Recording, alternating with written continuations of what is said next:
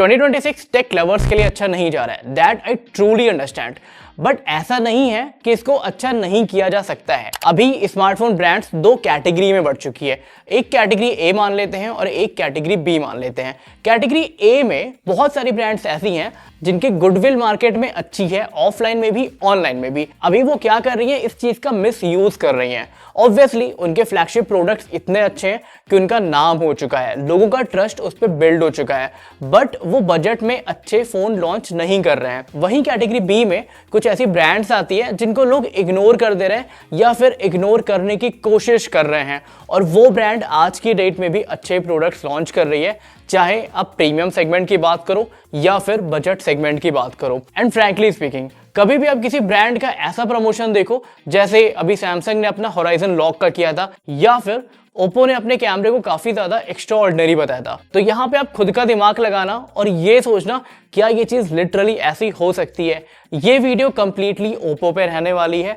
क्योंकि उनका एक फोन लॉन्च होने वाला है जहां पे स्पेसिफिकेशन ऊपर जाने की बजाय नीचे जा रहा है। मैं बात करने वाला हूं ओप्पो K14 की। फोन की लॉन्च डेट ऑलरेडी आउट हो चुकी है, बट ब्रांड ने यहाँ पे दो चीजें की है। अपने आप को एक्स्ट्राऑर्डिनरी दिखाने के लिए बहुत सारा PR कराया है, समझ में आता है, सारे लोग कराते हैं, बट यहाँ पे ओप्पो ने अपने K13 का प्राइस भी बढ़ा दिया है, जिससे जब ये K14 लॉन्च करें तो लोगों के मन में एक चीज है कि यार K14 का रेट उतना नहीं है, क्योंकि नॉर्मल लोग की हैबिट होती है वो करंट वैल्यू के बेसिस पे फोन के प्राइसिंग को जज करते हैं।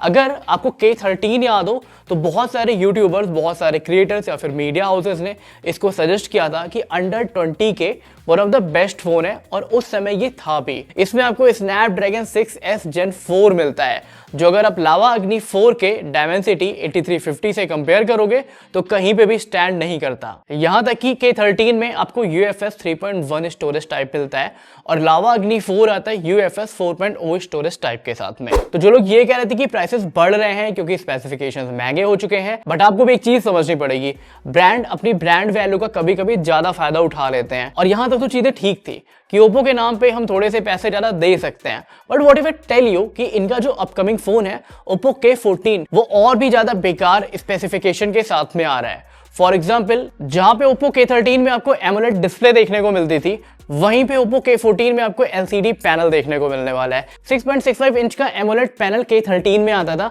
और 6.75 इंच का LCD पैनल आपको K14 में देखने को मिलेगा। I understand size does matter, but quality and performance also matters a lot. Refresh rate यहाँ पे सेम रहने वाला है, 120 हर्ट्ज का रिफ्रेश रेट आपको K13 में मिलता था, 120 हर्ट्ज का रिफ्रेश रेट आपको K14 में देखने को मिलेगा। पीक ब्राइटनेस स्लाइटली कम कर दी गई है, 1200 निट्स से ये कम होकर 1125 निट्स पे रह गई है। सबसे मेजर जो चेंज आने वाला है वो है इसके परफॉर्मेंस में।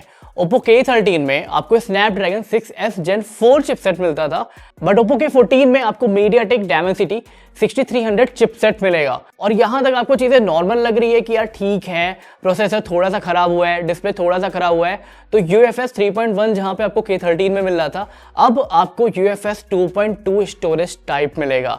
Remember, other brand same price पे UFS 4.0 दे रहे हैं। इन्होंने पहले तो प्राइस हाइक की, 3.1 आपको ऑफर किया, उसके बाद अब ये चीजें सीधे आके UFS 2.2 पे लिमिटेड रह चुकी है। और बैटरी कैपेसिटी यहाँ पे सेम रहने वाली है। 13 में भी आपको 7000 mAh की बैटरी कैपेसिटी देखने को मिलती थी, 14 में भी आपको 7000 mAh की बैटरी कैपेसिटी देखने को मिलेगी। बट मेन कॉस्ट कटिंग की गई है चार्जिंग कैपेसिटी में। पहले ये 80 वॉट के चार्जिंग को सपोर्ट करती थी, अभी ये केवल 45 वॉट के चार्जिंग स्पीड को सपोर्ट करेगी। मेन कैमरा सेंसर सेम रहने वाला है, 50 मेगापिक्सल वाला। एक चीज यहाँ पे ये याद रखना, पहले 50 मेगापिक्सल स्नैपड्रैगन 6 Gen 4 के साथ में आ रहा था, अभी 50 मेगापिक्सल MediaTek Dimensity 6300 के साथ में आ रहा है। तो रेजोल्यूशन जो आप लोग सोच रहे थे कि 4K तक का सपोर्ट करेगा, या तो ये कैप्ड रहने वाला 1080p पे, या तो मैक्सिमम इसको कैप करेंगे 2K पे। तो जो भी आपकी एक्सपेक्टेशंस अभी तक बची हुई थी कि 25,000 में आपको एक अच्छा डिसेंट स्मार्टफोन मिलेगा ओप्पो की साइड से, ऐसा बिल्कुल भी नहीं होने वाला है। तो या तो आप लावा पे स्विच कर सकते हो या फिर आप मोटोरोला पे स्विच कर सकते हो। और अगर आप कंफ्यूज हो कि मोटोरोला, पोको और लावा में से कौन सी ब्रांड आपके लिए अच्छी रहने वाली है। कमेंट कर देना। I will definitely post a full dedicated video best smartphone under 30 के इस टॉपिक पे।